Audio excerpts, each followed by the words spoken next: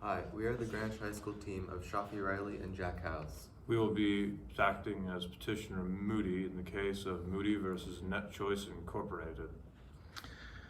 Why is social media so important today? Social media is a vital means of espousing political viewpoints, expressing personal identity, and spreading controversial information. In the case of Packingham versus North Carolina, the court defined it as a modern public square similar to the Roman forums millennia ago, as they are, quote, the principal sources for knowing current events, checking ads for employment, speaking and listening in the modern public square, and otherwise exploring the vast realms of human thought and knowledge. As found by Pew Research, the percentage of Americans using social media rose from just 5% in 2005 to 72% in 2021. That's a whopping 180 million Americans, and that number is still growing. And Pew Research has estimated that half of those adults use social media regularly to consume news. Keeping this in mind, it's hard to ignore that social media platforms have enormous influence over all of our lives. Over the past 2 decades, they have emerged as the primary means of drumming up support for unorthodox political beliefs, be it the Tea Party or the Occupy Wall Street Party, thereby becoming the #1 tool for the facilitation of free speech protected by the First Amendment. How does the Florida law restrict social media platforms' ability to engage in content moderation by removing, editing, or arranging user-generated content? The Florida law, Senate Bill 7072, restricts social media platforms' ability to moderate certain content posted by known political candidates and journalistic enterprises. It requires that platforms refrain from censoring candidates based on their political ideologies and avoid censoring journalistic enterprises based on subjective or arbitrary determinations about the content of their publications or broadcasts. Furthermore, the law restricts the companies from changing their rules more than once every 30 days and requires that users are notified when these standards are changed. This further prevents platforms from moderating content because it ensures that users are aware of what content is allowed and what is forbidden under the terms and conditions. How does the Florida law require social media platforms to provide individualized explanations for certain forms of content moderation? Florida law requires social media companies to provide individualized explanations by requiring them to notify and provide precise and thorough explanations of the reasoning that went into their decisions to moderate a user's content. These explanations are intended to provide a sense of transparency of the platform and ensure that they are consistent in their moderation. As it currently stands, platforms have near unlimited control to remove and restrict the rights of individuals who they happen to disagree with, thus substantially burdening the free speech rights of their users. The protection of an open marketplace of ideas being a compelled government interest, Florida has decided that a system of thorough, significant explanations is necessary to prevent the abuse of editorial discretion, for otherwise, the fundamental speech of the rights of their users will be abridged without proper reason. Why did Florida enact its social media law? Over the past few years, many of the most powerful social media companies, such as Twitter, Facebook, and Instagram, have engaged in the practices of deplatforming, shadow banning, and post-prioritization, which has involved the removal and censorship of individuals who express controversial ideas in order to make their brand more profitable to companies who wish not to associate themselves with radicalism. By suppressing these viewpoints, social media companies do substantial damage to the free speech rights of their users, limit the marketplace of ideas, and interfere with the fair election process. Florida enacted its social media law to protect its residents' democratic interests from the actions of social media companies. Contrary to the assertion of its opponents, the Florida law was not enacted to advance the state's own conservative agenda by silencing the social media companies which it perceives to be against its ideology. Rather, it was enacted in response to several decisions by certain platforms that had eroded the state's trust in them. And these moderation decisions did not only stifle conservative voices, for users on both sides of the political spectrum were subject to them. The Florida legislature recognizes the foundational importance of social media platforms to the political process, allowing a person, as said in Reno v. ACLU, to become a town crier with a voice that resonates further than it could from any soapbox. Political candidates are able to use this factor to reach a nationwide audience, and because the court held in Brnovich v. DNC that protecting election integrity was a valid state interest, it was therefore necessary for Florida to prevent social media platforms from greatly reducing the influence that candidates could have. Furthermore, When a platform removes without compelling justification, it creates an area less like a marketplace of ideas and more like an echo chamber, where popular ideas are the only ones tolerated. Thus, instead of hindering social media companies, Florida's true reason for enacting its law was to strengthen them by making them more vigorous protectors of free speech. And by protecting candidates, Florida meant to ensure that the political process would be equitable and separate from undue influence from the biases of social media companies, regardless of political affiliation. What tier of scrutiny should the court review in Florida's law with? The court should review Florida's law with intermediate scrutiny, as it does not restrict speech and the state meets the standards that the court set in Zotter to compel speech. It should therefore be reviewed by the Central Hudson test, the primary test used for commercial speech regulations. In the 1980 case Central Hudson Gas and Electric Corporation v. Public Service Commission, the Supreme Court laid out a 4-part test for determining whether regulations of commercial speech are constitutionally valid.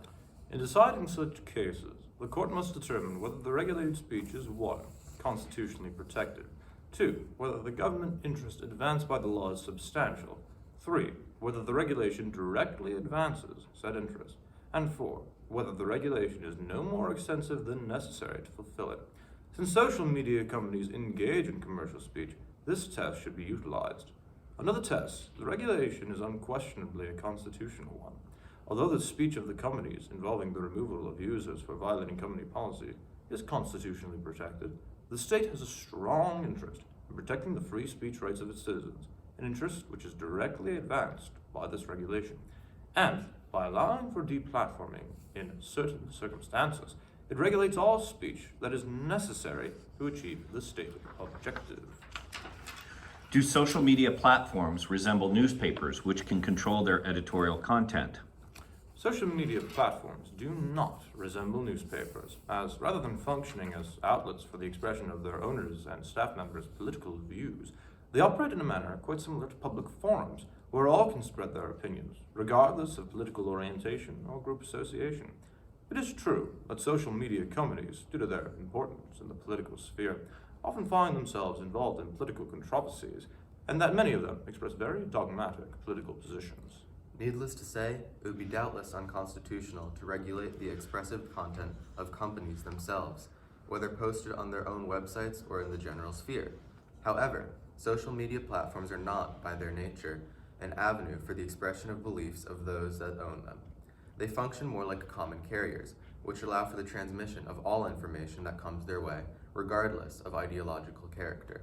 Florida, thus, does not transgress First Amendment limits by requiring social media platforms to serve all comers, for in that regard, it is a regulation indistinct from dozens of others that the court has regularly upheld.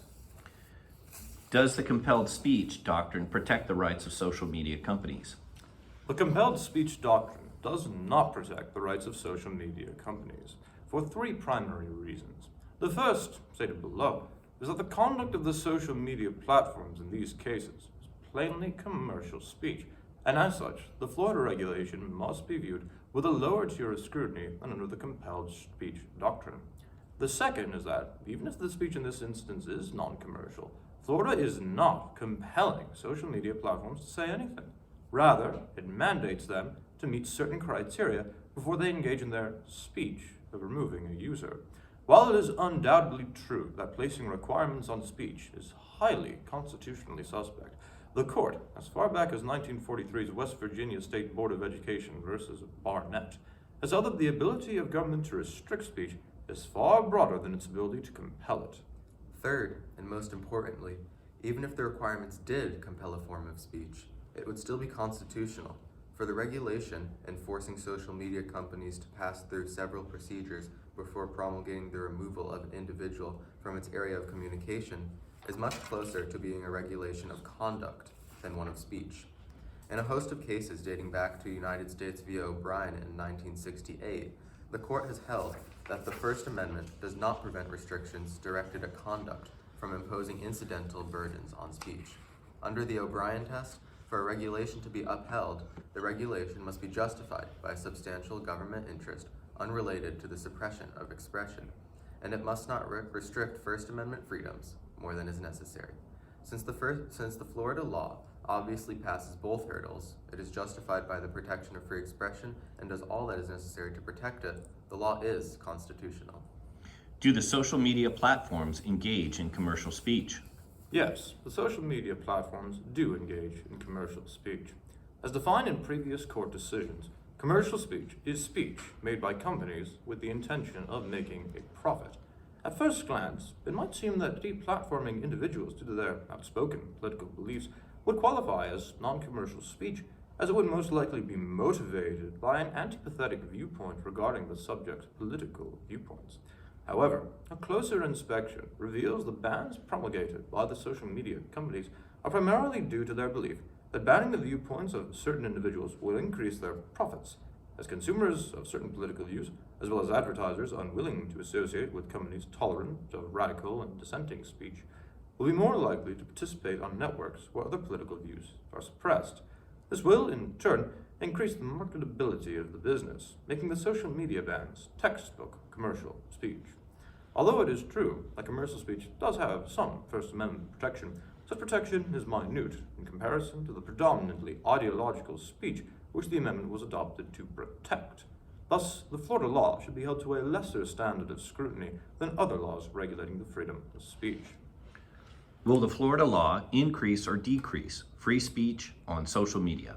The Florida law will increase free speech on social media, as it increases the total number of people who are able to espouse their political beliefs. As earlier mentioned, social media platforms are a vital source of communication in the modern era, and their actions have a significant impact on the ability of citizens to exercise their free speech rights. Thus, by mandating a series of steps be taken before deplatforming occurs, Florida protects free speech on social media. Some may argue that the law violates the rights of social media companies to control the ideological atmosphere of their sites. However, as mentioned above, the speech of the companies is commercial, and the regulation is that of conduct, not speech. As a result, the actions of social media platforms can be restricted to a greater degree. So, while in some ways the law compels speech by these platforms and restricts their editorial discretion, the benefits of free speech for a majority of citizens far outweighs these perceived negatives. Does the Florida law create a slippery slope towards censorship? The Florida law does not create a slippery slope towards censorship, as it regulates a commercial speech-related action. Censorship, as it is typically thought of, refers to the act of deliberately suppressing speech, information, or means of communication due to their perceived threat to public decency, political stability, or domestic security. Contrary to the suppression of individual expression, the Florida law was enacted with the express purpose of increasing the free speech rights of citizens, and as a result, is not similar to censorship. While the law does impose requirements on social media companies, the regulation, as mentioned before, is of commercial speech. Hundreds of statutes limit the expressive conduct of certain companies, and the Florida law is no different. In fact, the law makes the slope markedly less slippery, as it slows the censorship of the majority, in this case, the residents of Florida, by social media platforms. In other words, when all is said and done, the Florida law protects the speech of the people over the speech of the companies, halting the blatant erosion of truth and being a net beneficial factor for our purposes of democracy.